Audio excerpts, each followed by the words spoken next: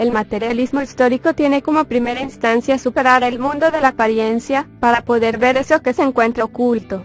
El conocimiento no se puede reducir a nuestros sentidos, pues, con ellos no salimos de este mundo de la apariencia, así la observación básica, según nos dice Gaston Bachelard, actúa como obstáculo al conocimiento y nos lleva a la imposibilidad de producir la ruptura con el sentido común, uno de los principales obstáculos de la ciencia. El mundo de la apariencia no es una falsa conciencia, sino más bien se entiende como conocimiento limitado. Metafísicamente hablando, es solo ver el árbol sin ver el bosque.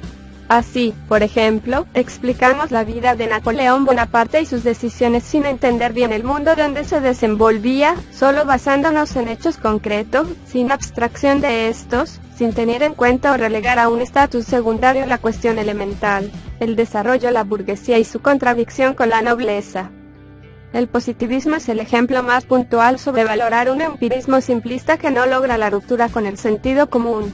Por eso nos preguntamos qué nos llevó a un conocimiento limitado. Existe un doble problema que el positivismo no podía resolver.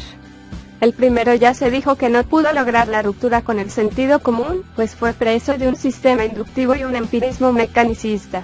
Hecho social o la acción social son conceptos que poco dicen por sí mismos.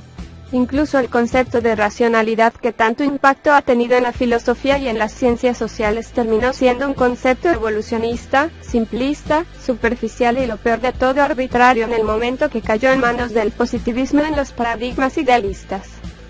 Por otro lado, quedó preso de la ideología burguesa. La aparición del capitalismo significó un importante avance para el conocimiento científico, pero este conocimiento perdió libertad y se vio forzado a estar a su servicio, por lo que se hizo un instrumento de justificar el orden establecido.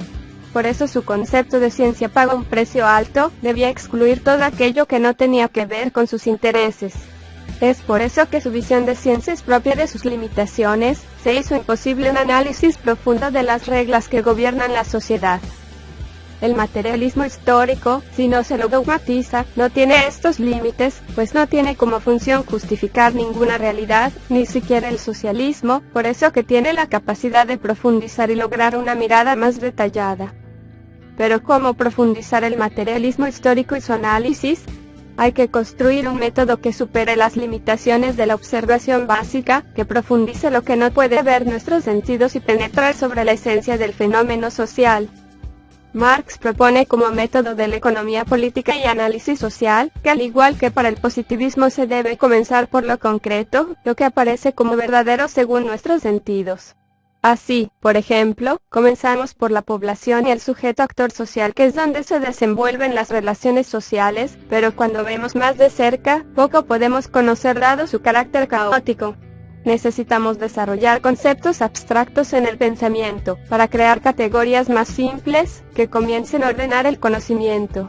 Con ello se construye conceptos como modo de producción, clases sociales, lucha de clases, formación social concreta, relaciones de producción, división del trabajo, etc. De abstracciones generales, comenzamos a bajar el nivel, así logramos categorías más específicas como capital, valor de cambio, trabajo asalariado, plusvalía, etc. El conocer requiere abstracciones en el pensamiento en sus distintos niveles, cuyo fin es superar el mundo de la apariencia y lo sensible, poder alumbrar aquello que no se puede ver.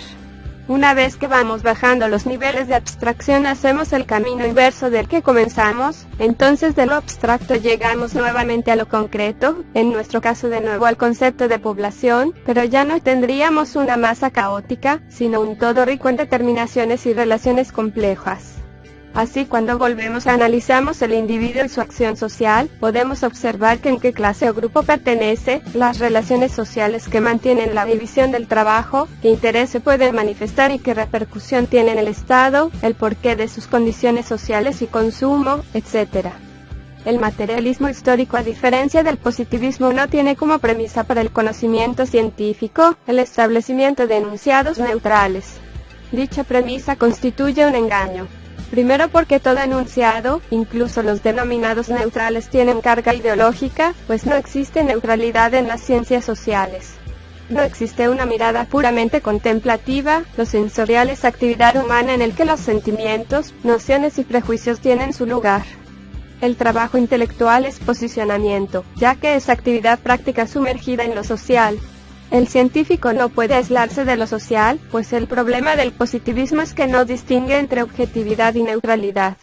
Dos conceptos distintos. Para el materialismo histórico no hay neutralidad, no hay una mirada puramente contemplativa, pero sí objetividad, que es una aproximación a la realidad, aunque siempre dentro de sus límites propios del momento histórico.